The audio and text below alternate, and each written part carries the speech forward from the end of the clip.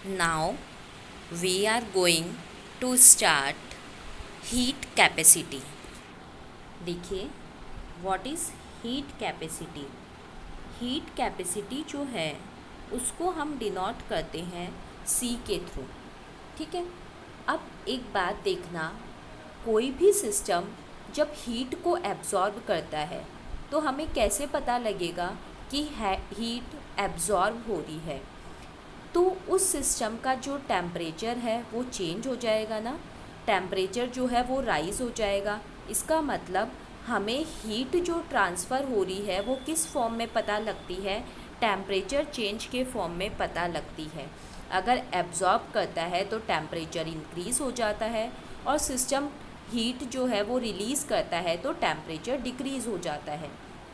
यानी आप क्या देख सकते हो कि जो टेम्परेचर में इंक्रीज़ आता है वो डायरेक्टली प्रोपोर्शनल होता है हीट चेंज के या हीट ट्रांसफ़र के, कि ये जो टेम्परेचर में चेंज आ रहा है ये डायरेक्टली प्रोपोर्शनल है हीट ट्रांसफ़र के। वही हम क्या करेंगे, जब प्रोपोर्शनलिटी का साइन हटाएंगे, ये प्रोपोर्शनलिटी का साइन हटाते हैं तो हमारे पास हमेशा एक कांस्टेंट आता है, हम एक कांस्टेंट लगाते हैं, और यहाँ पे ये जो कांस्टेंट है वो C है, जिसे हम क्या बोलते हैं, हीट कैपेसिटी। तो हीट ट्रांसफ़र जो होता है वो डायरेक्टली प्रोपोर्शनल है टेम्परेचर चेंज के, और इस टेम्परेचर चेंज के डायरेक्टली प्रोपोर्शनल है। जब प्रोपोर्शनलिटी का साइन हटाएंगे तो हमारे पास एक कांस्टेंट आएगा जिसको हम क्या बोलते हैं, हीट कैपेसिटी। इसका मतलब आप यहाँ से क्या बोल सकते हो कि C इज़ इक्वल टू क्या होता है, Q अपॉन डेल्टा T। यही होगा ना, C इज़ इक्वल टू, ये नीचे चला जाएगा, Q upon delta T, and this delta T is T2 minus T1। मतलब बाद में जो प्रेशर था उसमें से हम इनिशियल प्रेशर को माइनस कर देंगे तो उसे हम क्या बोलते हैं, डेल्टा T बोलते हैं। और ये जो हीट कैपेसिटी की हम बात कर रहे हैं, ये हीट कैपेसिटी डिपेंड करती है साइज़ पे, नेचर पे, और सिस्टम के कंपोजिशन पे, कि सिस्टम का साइज़ कैसा है, नेचर कैसा है, कंपोजिशन कैसा है। अब यहाँ से अगर मैं बात करूँ तो आपको साफ साफ दिखाई दे रहा है कि C इज़ इक्वल टू हमारे पास क्या है, Q अपॉन डेल्टा T, यही है। ठीक है, तो जो आपका डेल्टा T है, इस इक्वेशन को देखना है आपको कि जो आपका डेल्टा T है, अगर वो टेम्परेचर जो है उसमें चेंज ज़्यादा होता है तो हीट कैपेसिटी कम होगी, और दूसरा हम बोल सकते हैं कि अगर हीट कैपेसिटी ज़्यादा है तो टेम्परेचर क्या होगा, कम होगा। यानी C और टेम्परेचर, हीट कैपेसिटी और टेम्परेचर आपका क्या होता है, इन्वर्सली प्रोपोर्शनल होता है। दूसरी चीज़ देखना, प्रॉपर डेफिनेशन की अगर हम बात करें तो वो क्या होगी, किसी भी सिस्टम, तीन डेफिनेशन पढ़ेंगे, तीनों को ढंग से समझना। पहले मैं सिर्फ हीट कैपेसिटी की डेफिनेशन बता रही हूँ C की। कोई भी जो सिस्टम है उसके टेम्परेचर को, मैंने बोला सिस्टम, सिर्फ एक एक वर्ड का ही डिफरेंस आएगा। कोई भी सिस्टम जो है इसके टेम्परेचर को अगर हमें 1 डिग्री सेल्सियस से इंक्रीज़ करना है तो जो रिक्वायर्ड हीट होती है उसे ही हम क्या बोलते हैं, हीट कैपेसिटी। तो क्या हो गया, the amount of required heat to increase 1 degree Celsius temperature of a system is called heat capacity, and formula is C is equal to Q upon delta T, and I can write delta T is equal to T2 minus T1। ठीक है, ये तो मैंने बात की simple heat capacity की। दूसरा मैं बोलूँ स्पेसिफिक हीट, जिसे हम डिनोट करते हैं C और C, नीचे सबस्क्रिप्ट में C लगेगा, और आप इसको क्या और बोल सकते हो, स्पेसिफिक हीट कैपेसिटी भी बोल सकते हो और स्पेसिफिक हीट भी बोल सकते हो। इसकी डेफिनेशन क्या है, 1 यूनिट मास, या फिर क्या बोल दो 1 ग्राम सब्सटेंस का टेम्परेचर अगर हम 1 डिग्री सेल्सियस राइज करते हैं तो जो रिक्वायर्ड हीट है उसे हम क्या बोलते हैं, स्पेसिफिक हीट कैपेसिटी। ठीक है, मैंने क्या बोला, कोई भी सिस्टम के लिए अगर 1 डिग्री सेल्सियस है तो हीट कैपेसिटी, और 1 ग्राम या फिर 1 यूनिट मास सब्सटेंस का टेम्परेचर 1 डिग्री सेल्सियस राइज करना है तो वो जो रिक्वायर्ड हीट है वो क्या होगी, specific heat capacity. And third हमारे पास आती है मोलर हीट कैपेसिटी, जिसे हम बोलते हैं CM, सबस्क्रिप्ट में लिखते हैं मोलर। तो मोलर से ही समझ में आ रहा है कितना होगा सब्सटेंस, 1 मोल। 1 मोल सब्सटेंस का टेम्परेचर 1 डिग्री सेल्सियस से राइज करने के लिए जो रिक्वायर्ड हीट कैपेसिटी होती है उसे ही, या रिक्वायर्ड हीट जो होती है उसे ही हम क्या बोलते हैं, मोलर हीट कैपेसिटी बोलते हैं। ठीक है, तो मैंने 3 चीज़ें बताई आपको। एक तो C बताया सिंपली, जो सिस्टम का टेम्परेचर 1 डिग्री सेल्सियस राइज करने के लिए, एक CC बताया स्पेसिफिक हीट कैपेसिटी 1 ग्राम सब्सटेंस का टेम्परेचर 1 डिग्री सेल्सियस राइज करने के लिए, और एक CM बताया मोलर हीट कैपेसिटी 1 मोल सब्सटेंस का टेम्परेचर 1 डिग्री सेल्सियस राइज करने के लिए। और ये जो CM होता है इसका फॉर्मूला हमारे पास आता है C/N। एन आपको सबको पता है क्या होता है, नंबर ऑफ मोल्स होते हैं, और C हमें पता ही है हीट कैपेसिटी होती है, और C का फॉर्मूला क्या होता है, Q/ΔT। ठीक है, तो अगर हमने इस N को 1 मोल कर दिया तो ये जो हीट कैपेसिटी है वो ही हमारी क्या होगी, मोलर हीट कैपेसिटी। यानी आप क्या बोल सकते हो कि 1 मोल सब्सटेंस की जो हीट कैपेसिटी है वो क्या होती है, मोलर हीट कैपेसिटी होती है। ठीक है, अब इसके बाद हम बात कर लेते हैं कि CP और CV। अगर आपको याद हो, पढ़ा हो आपने, मैंने जो वीडियो सेंड किए थे उनको, तो आपको पता होगा CP क्या है और CV क्या है। देखो P का मतलब जब कांस्टेंट प्रेशर है तब हीट कैपेसिटी, जब कांस्टेंट वॉल्यूम है तब हीट कैपेसिटी। और मैंने आपको बताया था कि जब कांस्टेंट वॉल्यूम होता है और कांस्टेंट प्रेशर होता है तो हम कौन सी टर्म्स को यूज़ में लेते हैं, आपको ध्यान है। तो मैंने बोला था कि जो एंथैल्पी चेंज होता है वो कहाँ होता है, कांस्टेंट प्रेशर के ऊपर, और जो आपका इंटरनल एनर्जी में चेंज आता है वो कहाँ आता है, कांस्टेंट वॉल्यूम के ऊपर। तो आप ΔH की जब बात करोगे तो वो CP से रिलेटेड होगा, और ΔU की बात करोगे तो वो CV से रिलेटेड होगा। तो इन दोनों के लिए हमारे पास फॉर्मूला क्या है, जैसे मैं बोलूँ CP और ये CV, तो C क्या होता है, Q/ΔT। तो ये तो ΔT आ गया अपॉन में, और यहाँ पे भी ΔT आ गया। इंटरनल एनर्जी और एंथैल्पी दोनों किसका फॉर्म है, हीट का ही फॉर्म है। कांस्टेंट प्रेशर जो होता है उसके ऊपर कौन सी होती है, ΔH एंथैल्पी होती है, और जब कांस्टेंट वॉल्यूम होता है तो कौन सी होती है, ΔU इंटरनल एनर्जी होती है। तो यहाँ से आपके क्या फार्मूला निकल जाएंगे, ΔH CP/ΔT, और इन फार्मूलाज को अच्छे से याद रखना है, और ΔU CV/ΔT। तो इन फार्मूला को अच्छे से ध्यान रखना। तो ΔH हमारा होता है CP/ΔT और ΔU होता है CV/ΔT। तो हम इसी के बेसिस पर रिलेशनशिप फाइंड करेंगे CP और CV के बीच में। तो देखना कैसा रिलेशन हमें मिलता है।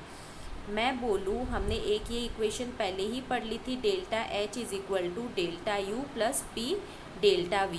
मैं आइडियल केस की बात कर रही हूँ, 1 मोल सब्सटेंस है हमारे पास, तो ΔH की जगह मैं क्या लिख सकती हूँ, CP/ΔT लिख सकती हूँ ना, अभी बताया था। और ΔU की जगह क्या लिख सकती हूँ, CV/ΔT लिख सकती हूँ, लिख दिया। और आपने आइडियल केस इक्वेशन तो पढ़ी है, PV क्या होता है, nRT, लेकिन n को मैंने 1 मोल कर दिया है, तो ये क्या आ जाएगा, P/ΔV R/ΔT। ठीक है, ΔT यहाँ है, यहाँ है, यहाँ है, तो ΔT कट हो गया, तो हमारे पास क्या बच गया, CP = CV + R। और मैं इसको ऐसे भी लिख सकती हूँ, CP - CV = R। तो एक ही बात है ये हमारे लिए, CP - CV = R, और ये R हमारा गैस कांस्टेंट है, CV जो है कांस्टेंट वॉल्यूम पे हीट कैपेसिटी है, और CP जो है वो कांस्टेंट प्रेशर पे हीट कैपेसिटी है। तो CP - CV = R, इसे हम मेयर्स रिलेशनशिप भी बोलते हैं। ये क्या है, मेयर्स रिलेशनशिप भी है।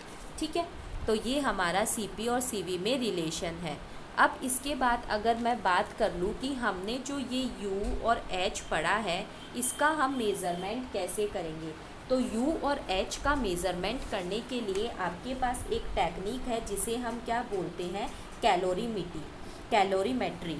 ठीक है, तो कैलोरीमेट्री होती क्या है वो देखनी है हमें, मतलब हमें यू और एच का मेज़रमेंट पढ़ना है। तो कैलोरीमेट्री देखो, कैलोरीमेट्री जो है वो टेक्निक होती है जिसके थ्रू हम क्या कर सकते हैं, कोई भी फिज़िकल और केमिकल चेंज के कोई भी फिज़िकल और केमिकल चेंज में जो एनर्जी चेंज होता है, कोई भी फिज़िकल रिएक्शन हो रही है, कोई भी केमिकल प्रोसेस हो रहा है, तो उसके अंदर जो भी एनर्जी चेंज आता है उसको हम जिस टेक्निक से मेज़रमेंट करते हैं, जो हमारी एक्सपेरिमेंटल टेक्निक है, उसे ही हम क्या बोलते हैं, कैलोरीमेट्री बोलते हैं। तो कैलोरीमेट्री एक्सपेरिमेंटल टेक्निक होती है जिसकी वजह से फिज़िकल और केमिकल चेंजेस में जो एनर्जी ट्रांसफ़र होता है, जो एनर्जी चेंज आता है, उसको हम मेज़र करते हैं। और इसके अंदर हम जिस अपैरेटस को यूज़ में लेते हैं उसे हम क्या बोलते हैं, कैलोरीमीटर। ठीक है, उसे हम क्या बोलते हैं, कैलोरीमीटर। तो ये चीज़ आपको ध्यान रखनी है। अब देखो, हम जो मेज़रमेंट करते हैं वो दो कंडीशन में कर सकते हैं। अगर U का मेज़रमेंट करना है तो वो कांस्टेंट वॉल्यूम पे होगा, और H का मेज़रमेंट करना है तो वो कांस्टेंट प्रेशर पे होगा। ठीक है, अब देखो कैलोरीमीटर होता है क्या है। कैलोरीमीटर जो है वो क्या होता है, उसके अंदर एक स्टील या कॉपर का बना हुआ वेसल होता है जिसको हम एक लिक्विड के वॉल्यूम के अंदर, जैसे कोई कंटेनर है, इसमें कोई लिक्विड ले रखा है, इसके नॉन वॉल्यूम के अंदर हम क्या कर देते हैं, उसको डिप कर देते हैं। कॉपर या स्टील का बना हुआ हमारे पास क्या होता है, एक वेसल होता है जिसको हम एक लिक्विड में इमर्स्ड कर देते हैं, डुबो देते हैं, जिसका हमें वॉल्यूम पता होता है। इस लिक्विड का वॉल्यूम जो है वो हमें पता होता है। ठीक है, फिर उसके बाद हम इस लिक्विड की हीट कैपेसिटी जो है उसको पता कर लेते हैं, और टेम्परेचर में जो चेंज आता है, और टेम्परेचर में चेंज कैसे आएगा, कैलोरीमीटर में जो हीट प्रोड्यूस हो रही है तो उसकी वजह से क्या होगा, टेम्परेचर में चेंज आएगा। अच्छा, हीट कैसे प्रोड्यूस होगी, हम ऑक्सीजन की सप्लाई करेंगे, और ऑक्सीजन की सप्लाई करने से बर्निंग होगी, और बर्निंग से हीट चेंज होगी। तो उस हीट चेंज की वजह से टेम्परेचर में भी क्या आएगा, चेंज आएगा। और टेम्परेचर में चेंज को मेज़र करके हम किसको पता कर लेंगे, QP और QV, मतलब हमारे कांस्टेंट प्रेशर पे जो हीट है उसको, और कांस्टेंट वॉल्यूम पे जो हीट चेंज हो रहा है उसको पता कर लेंगे। ठीक है, तो अब आप देखो, हमें पढ़ना है बॉम्ब कैलोरीमीटर।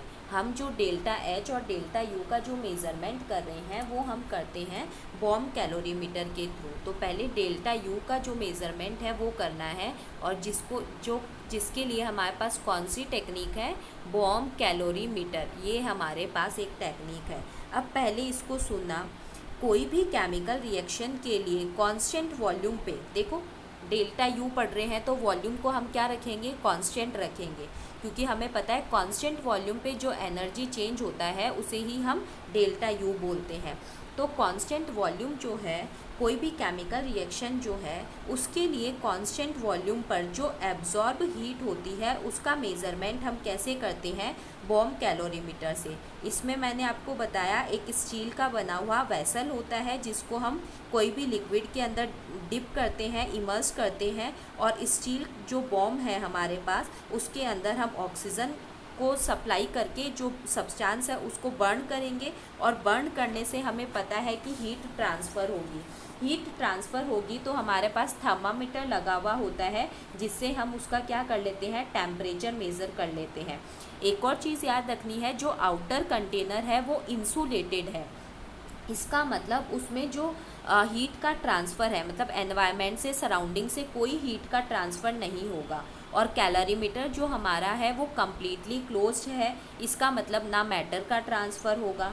तो इसके जो वॉल्यूम है, ये जो कंटेनर है, इसके वॉल्यूम में कोई चेंज नहीं आएगा। और वॉल्यूम में जब कोई चेंज नहीं आ रहा, मतलब हमारा वॉल्यूम क्या है, कांस्टेंट है। और जब वॉल्यूम कांस्टेंट है तो इसकी जो हम हीट कैपेसिटी मेज़र करेंगे वो हीट कैपेसिटी ही हमारी क्या होगी, डेल्टा U होगी। अब आपको मैं डायग्राम बना के बताती हूँ कैसा डायग्राम होता है हमारे पास इसका। तो देखना, सबसे पहले हमारे पास ये एक बड़ा सा कंटेनर होता है। ठीक है, ये जो कंटेनर होता है हमारा, ये इंसुलेटेड कंटेनर होता है, ठीक है। फिर उसके बाद हमारे इस कंटेनर के अंदर वाटर, मेनली हम जो लिक्विड यूज़ में लेते हैं वो कौन सा होता है, H2O वाटर होता है, ठीक है। फिर उसके बाद में हम क्या करते हैं, यहाँ पे एक बॉक्स है हमारे पास जिसके अंदर हम क्या करेंगे, ऑक्सीजन की सप्लाई करेंगे, ठीक है। ये इधर ऑक्सीजन की सप्लाई हो रही है। दूसरी तरफ हमें जब सब्सटेंस बर्न होगा तो हमने इधर क्या लगा दिया, थर्मोमीटर लगा दिया। ये हमारा थर्मोमीटर है जिससे हम इसका टेम्परेचर मेज़र करेंगे, ठीक है। फिर उसके बाद हमने यहाँ पे क्या ले रखा है, कोई भी सब्सटेंस जिसको हमें बर्न करना है वो ले रखा है। ये हमारा स्टील का वेसल हो गया, ठीक है। और इस स्टील के वेसल को हमने किसी लिक्विड के अंदर, वाटर के अंदर डिप कर दिया। ये हमारा इंसुलेटेड जो ये है, ये हमारा इंसुलेटेड कंटेनर हो गया जिसमें ना तो हीट बाहर जाएगी ना बाहर से अंदर आएगी, हीट ट्रांसफ़र नहीं होगा। और ये पूरी तरीके से पैक्ड है, इसका मतलब इसके अंदर वॉल्यूम में भी कोई चेंज नहीं आएगा। फिर उसके बाद हम क्या कर रहे हैं, ये दो हमने फायरिंग लीड्स लगा दिए, ठीक है। ये फायरिंग लीड्स लगाने के बाद यहाँ हमने इसके नीचे क्या किया, एक प्लेटिनम का जो कप है उसको रख दिया, ठीक है। ये प्लेटिनम का कप हो गया हमारा, ये स्टील का वेसल हो गया, ये दो फायरिंग जो लीड्स है वो हमने लगा दिए, ठीक है। अब ये जो प्लेटिनम का कप है, ये रहा, ये प्लेटिनम का कप है, इसके अंदर हमने ये क्या रख दिया, कोई कंपाउंड जिसको हमें क्या करना है, बर्न करना है। और ये हमारा प्लेटिनम का जो कप है वो हो गया, ठीक है। और ये हमारे फायरिंग लीड्स हो गए। ये ऐसा जो अरेंजमेंट होता है वो किसका होता है, हमारा कैलोरीमीटर का होता है। तो आपने क्या देखा कि हमने यहाँ पे क्या लगा रखा है, एक कंटेनर ले रखा है, उसके अंदर नॉन वॉल्यूम का H2O ले लिया। नॉन वॉल्यूम का H2O लेके ये यहाँ पे हमने स्टील का जो है कंटेनर ले लिया, ठीक है। स्टील या कॉपर किसी का भी ले सकते हैं, ये स्टील या कॉपर का कंटेनर ले लिया। फिर इसके नीचे ये हमने क्या लगा दिया, जो प्लेटिनम का कप था वो रख दिया, और उस कप के ऊपर हमने वो सब्सटेंस रख दिया जिसको हमें बर्न करना है। और इधर से ऑक्सीजन की सप्लाई कर रहे हैं, ये पैक्ड है, और ये इधर फायरिंग लीड्स लगा दी। अब क्या करेंगे, इधर थर्मामीटर है, ये जैसे ही ऑक्सीजन की सप्लाई होगी, फायरिंग लीड्स लगी हुई है, तो ये क्या सब्सटेंस क्या करने लगेगा, बर्न करने लगेगा। हमें पता है वॉल्यूम में कोई चेंज नहीं आ सकता है, इंसुलेटेड है। दूसरी चीज़, जब ये सब्सटेंस बर्न करेगा तो टेम्परेचर चेंज होगा। यहाँ पे जो टेम्परेचर है, हीट का ट्रांसफ़र होगा, हीट का ट्रांसफ़र होगा तो यहाँ का जो टेम्परेचर है वो चेंज होगा। और वो जो टेम्परेचर चेंज होगा उसको हम किससे मेज़र कर लेंगे, थर्मामीटर से मेज़र कर लेंगे। और टेम्परेचर में जो चेंज आता है उसको कांस्टेंट वॉल्यूम पे जो टेम्परेचर में चेंज आएगा वो किस फॉर्म में आएगा, हमारे पास हीट कैपेसिटी के फॉर्म में। क्योंकि हमने पढ़ा था कि अगर टेम्परेचर इंक्रीज़ होता है तो हमारा जो हीट ट्रांसफ़र है वो भी इंक्रीज़ होता है, क्योंकि Q डायरेक्टली प्रोपोर्शनल होता है टेम्परेचर चेंज के।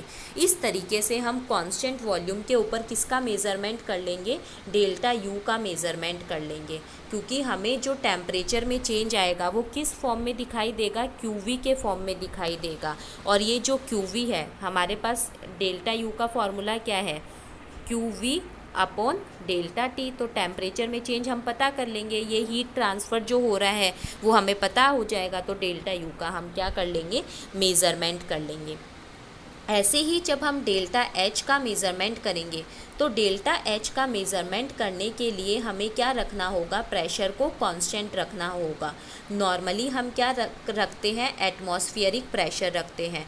तो एटमॉस्फेरिक प्रेशर के ऊपर जो हीट का ट्रांसफ़र होता है वो ही हमारा क्या होता है, एटमॉस्फेरिक प्रेशर पे यानी कांस्टेंट प्रेशर पे जो हीट चेंज आ रहा है, हीट ट्रांसफ़र आ रहा है, उसको जब हम कैलोरीमीटर से मेज़र करते हैं तो वो हमारा क्या होता है, डेल्टा H होता है। क्योंकि हमें पता है डेल्टा H जो है वो क्या है, कांस्टेंट प्रेशर पे जो हीट चेंज आ रहा है, हीट एब्जॉर्ब हो रही है या रिलीज़ हो रही है, वही हमारा क्या है, डेल्टा H होता है।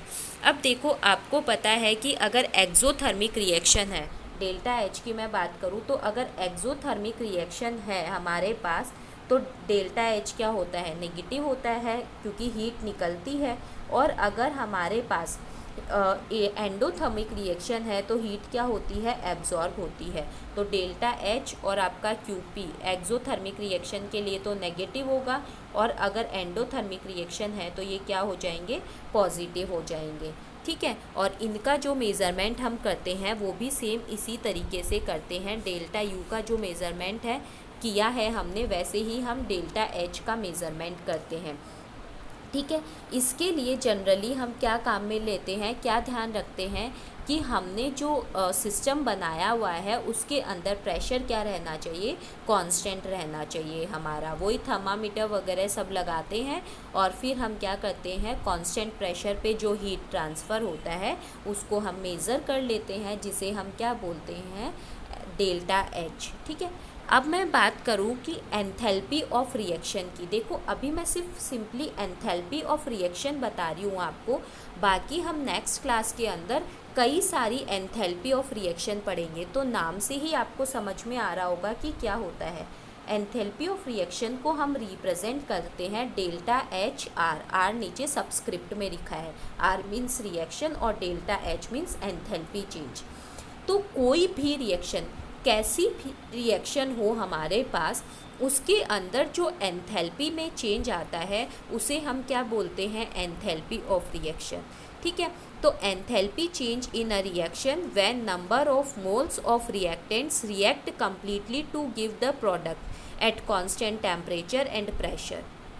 इसका मतलब क्या हुआ, आपको ये ध्यान रखना है कि जब भी आप डिफरेंट टाइप की एंथैल्पीज़ कैलकुलेट करोगे, जैसे हम फेज ट्रांसफ़र एंथैल्पी पढ़ेंगे, स्टैंडर्ड एंथैल्पी पढ़ेंगे, ठीक है, न्यूट्रलाइजेशन एंथैल्पी पढ़ेंगे, इसके अलावा हम और भी कई सारे टाइप्स की एटोमाइजेशन एंथैल्पी पढ़ेंगे, ठीक है, फॉर्मेशन एंथैल्पी पढ़ेंगे, कई सारे तरह की हम एंथैल्पी चेंज को पढ़ेंगे।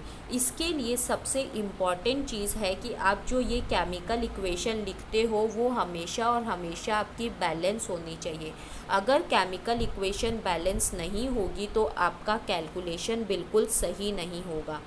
तो कोई भी कंप्लीट रिएक्टेंट किसी भी बैलेंस्ड केमिकल रिएक्शन के अंदर जब कंप्लीटली रिएक्टेंट्स प्रोडक्ट में कन्वर्ट हो चुके होते हैं तो जो एंथैल्पी में चेंज आता है उसे हम क्या बोलते हैं, एंथैल्पी ऑफ रिएक्शन। और एंथैल्पी ऑफ रिएक्शन जो है वो हम कैसे कैलकुलेट करते हैं, प्रोडक्ट्स की एंथैल्पी, ठीक है, माइनस रिएक्टेंट्स की एंथैल्पी। ये चीज़ ध्यान रखना है। प्रोडक्ट जितने भी बने हैं उन सब की एंथैल्पी का सम करेंगे, फिर उसमें से हम माइनस कर देंगे रिएक्टेंट्स की एंथैल्पी को। ठीक है, अगर रिएक्टेंट्स की ज़्यादा होगी तो ये एंथैल्पी नेगेटिव में आ जाएगी, मतलब एक्सोथर्मिक रिएक्शन होगी, और अगर प्रोडक्ट की ज़्यादा होगी तो ये पॉजिटिव में आ जाएगी, इसका मतलब हमारी क्या होगी, एंडोथर्मिक रिएक्शन होगी। ठीक है, तो इस चीज़ को जो है वो आपको ध्यान रखना है। और रिएक्टेंट और प्रोडक्ट दोनों की सेम आती है तो एंथैल्पी चेंज क्या हो जाएगा, ज़ीरो, मतलब उसमें टेम्परेचर इंडिपेंडेंट रिएक्शन है, टेम्परेचर का कोई भी फ़र्क नहीं पड़ रहा है। अब हम एंथैल्पी के इम्पॉर्टेंस की, सिग्निफिकेंस की बात कर लेते हैं। कोई भी जो केमिकल रिएक्शन हो रही है जिसमें एंथैल्पी चेंज हो रहा है वो हेल्पफुल होता है हमें ये डिटरमाइन करने के लिए कि रिएक्शन जो है वो कूलिंग या हीटिंग की वजह से हो रही है। मतलब अगर हीट एब्जॉर्ब हो रही है तो हीटिंग हो रहा है, और हीट रिलीज़ हो रही है तो कूलिंग हो रही है। ठीक है, तो किसी भी रिएक्शन के, किसी भी सब्सटेंस के इंडस्ट्रियल प्रोडक्शन के लिए, कोई भी रिएक्शन जो है जिसको हमें इंडस्ट्रियल लेवल पे कराना है, उसके अंदर जो एंथैल्पी चेंज होता है वो हमें हेल्प करता है ये पता लगाने के लिए कि रिएक्शन जो है वो कूलिंग के लिए है, मतलब कूल होगी या फिर हीट की वजह से होगी। दूसरा, अगर कोई भी रिएक्शन जो है उसके अंदर एंथैल्पी चेंज आ रहा है तो वो हमें हेल्प करता है कैलकुलेट करने के लिए कि टेम्परेचर डिपेंडेंट है क्या हमारी जो रिएक्शन है वो, उसके अंदर अगर इक्विलिब्रियम है, जैसे ए से बी बन रहा है, ए और बी रिएक्ट करके क्या बना रहे हैं, सी और डी, और ये मैंने रिवर्सिबल का साइन लगाया, मतलब सी और डी वापस ए और बी बना रहे हैं और ये वापस सी और डी बना रहे हैं, मतलब ये रिएक्शन हमारे इक्विलिब्रियम के अंदर है। और इस इक्विलिब्रियम के लिए हम कांस्टेंट लिखते हैं जिसे हम इक्विलिब्रियम कांस्टेंट बोलते हैं। तो ये इक्विलिब्रियम कांस्टेंट टेम्परेचर डिपेंडेंट है क्या, इसको कैलकुलेट करने में भी हमें हेल्प करती है। फिर हमारे पास एक टर्म आती है थर्मोकेमिकल इक्वेशन। तो कोई भी बैलेंस केमिकल इक्वेशन जो होती है उसके वो हमें ये बताती है कि हीट चेंज जो है वो किस फॉर्म में हो रहा है, एंथैल्पी चेंज के फॉर्म में हो रहा है। मतलब कोई भी हमने बैलेंस केमिकल रिएक्शन लिखी ABCD, ये हमने बैलेंस केमिकल रिएक्शन लिख दी, तो ये हमें ये बताती है कि इसके अंदर जो हीट चेंज है वो किस फॉर्म में है, एंथैल्पी चेंज के फॉर्म में है, तो उसे हम क्या बोलते हैं, थर्मोकेमिकल इक्वेशन बोलते हैं। और इसकी यूनिट क्या होती है, जूल और किलो जूल बोल सकते हो।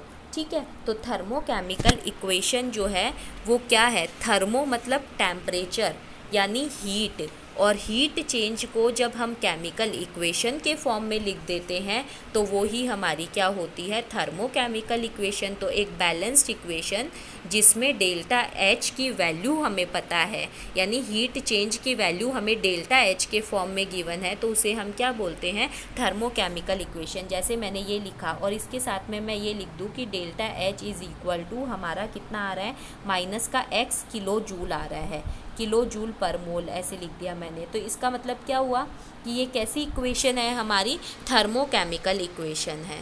ठीक है, थर्मोकेमिकल इक्वेशन में हमें एक चीज़ याद रखनी होती है कि हमारी बैलेंस जो केमिकल रिएक्शन है उसमें जो कोफिशिएंट्स हमने लिखे हैं रिएक्टेंट्स के और प्रोडक्ट्स के, जो हम मोल्स को बताते हैं, जैसे मैंने यहाँ पे लिख दिया स्मॉल a लिख दिया, यहाँ पे b लिख दिया, स्मॉल b, यहाँ स्मॉल c और स्मॉल d। तो ये जो कोफिशिएंट्स मैंने आगे लिखे हैं ये किसको बता रहे हैं, इन रिएक्टेंट्स और प्रोडक्ट्स के मोल को बता रहे हैं।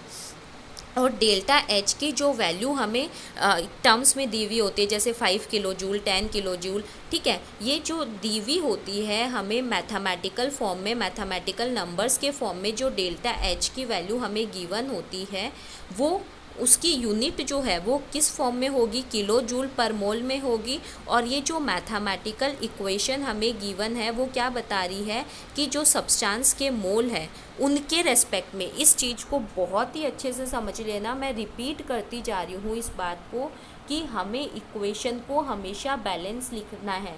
जैसे मैंने बोला C+O2 मिलकर CO2 बना रहे हैं और इसमें जो हीट चेंज हो रहा है वो हमारा माइनस का 5 किलो जूल है, मैंने ऐसे बोल दिया। ठीक है, तो इसका मतलब क्या है समझने के लिए देखना, ये 1 मोल और ये 1 मोल मिलकर 1 मोल बना रहे हैं, लेकिन अगर ये 2 मोल कर दे तो ये क्या हो जाएगा, जस्ट डबल हो जाएगा। ठीक है ना, तो एक बैलेंस इक्वेशन के लिए गिवन वैल्यूज़ होती है, अगर हमें उसको चेंज करना है तो नंबर ऑफ़ मोल्स भी हमारे चेंज होंगे, और नंबर ऑफ़ मोल्स चेंज होंगे तो ये जो वैल्यू है वो भी चेंज होगी। ठीक है, इस चीज़ को हमें ध्यान रखना है। अब हमारे पास एक टॉपिक आता है हेस लॉ, HESS। ठीक है, ये क्या है, हेस लॉ। ये हेस लॉ जो है वो हमें क्या बताता है कि कोई रिएक्शन जो है वो बहुत सारे स्टेप में कंप्लीट होगी। मींस कोई रिएक्शन एक स्टेप में कंप्लीट हो जाती है, किसी रिएक्शन को कंप्लीट होने में बहुत सारे स्टेप लगते हैं। तो ये बोल रहा है कई सारे स्टेप्स में कंप्लीट होने वाली कोई भी केमिकल रिएक्शन जो है उसकी एंथैल्पी उन सब रिएक्शंस की सेम टेम्परेचर पर जो एंथैल्पी सम होता है उसके इक्वल होती है। जैसे मैं बोलूँ, एक एग्जाम्पल देखना, हमारे पास क्या है कि कोई रिएक्शन है जिसमें A से D बने रहा है, ठीक है, और इसमें जो एंथैल्पी चेंज आ रहा है इसको मैंने डेल्टा H बोल दिया। अब ये A से D कैसे बनेगा, पहले A B में जाएगा, B C में जाएगा और फिर C D में जाएगा। मतलब ये एक स्टेप में कंप्लीट हो तो A से D डायरेक्टली बनेगा, लेकिन ये अलग अलग स्टेप में कंप्लीट हो रही है, पहले A से B बनेगा, यानी यहाँ पे जो एंथैल्पी चेंज है वो डेल्टा H1 बोल दिया। फिर B से C बनेगा, यहाँ पे जो एंथैल्पी चेंज है वो डेल्टा H2। फिर C से D बनेगा तो यहाँ पे जो एंथैल्पी चेंज है वो डेल्टा H3। ठीक है, तो ये क्या बोलता है हेस लॉ कि ये रिएक्शन अलग अलग स्टेप में कंप्लीट हो रही है, तो इसमें जो एंथैल्पी चेंज आ रहा है, अलग अलग स्टेप में जो एंथैल्पी चेंज आ रहा है उन सब के सम के इक्वल क्या होगा, ये टोटल एंथैल्पी चेंज। तो आपका डेल्टा H जो टोटल एंथैल्पी चेंज है वो क्या होगा, delta H1 plus delta H2 plus delta H3। ठीक है, इस तरीके से आगे चलता जाएगा। तो इस चीज़ को जो है वो आपको ध्यान रखना है कि किसी भी रिएक्शन के अंदर जो एंथैल्पी चेंज आता है वो हमारा क्या होता है, अलग अलग स्टेप्स में जो एंथैल्पी चेंज आ रहा है उन सब के सम के इक्वल होता है। जैसे एक एग्ज़ाम्पल अगर हम लें तो मैं ये बोलूँ कि कार्बन से जो है कार्बन डाइऑक्साइड बन रही है। जैसे कार्बन और ऑक्सीजन रिएक्ट करके डायरेक्टली क्या बना रहे हैं, कार्बन डाइऑक्साइड बना रहे हैं, और इनके लिए जो एंथैल्पी चेंज है वो माइनस का 94 किलो कैलोरी पर मोल है। ठीक है, और उसके बाद मैंने दूसरा बोल दिया कि ये रिएक्शन कैसे हो सकती है। कार्बन जो है पहले हाफ ऑक्सीजन से रिएक्ट करके क्या बनाए, CO कार्बन मोनोऑक्साइड बनाए, फिर ये CO जो है वो हाफ ऑक्सीजन के साथ रिएक्ट करके क्या बनाए, CO2 बनाए। मतलब ये रिएक्शन जो है इस तरीके से 2 स्टेप्स में कंप्लीट हो। इसकी जो एंथैल्पी है डेल्टा H1 मैं बोलूँ माइनस का 26.4 किलो कैलोरी पर मोल है, और इसकी जो डेल्टा H2 है वो क्या है, माइनस का 67.6 किलो कैलोरी पर मोल है। तो इसका मतलब क्या होगा, इन दोनों जो एंथैल्पीज़ का सम है वो किसके इक्वल आएगा, इसके इक्वल आएगा। तो आप इन दोनों को प्लस करके देख लो, 26 और 26.4 और 67.6, तो 60 70 80 और ये हमारा कितना आ जाएगा, 94 आ जाएगा। तो ये 94 किलो कैलोरी। तो यही क्या है, हमारा हेस लॉ है। हेस लॉ जो है इसकी हेल्प से हम क्या कर सकते हैं, किसी भी रिएक्शन की एंथैल्पी, यानी जो कि हम डायरेक्टली डिटरमाइन नहीं कर सकते हैं एक्सपेरिमेंटल टेक्निक्स के थ्रू, उसको हम इस तरीके से इजीली डिटरमाइन कर सकते हैं।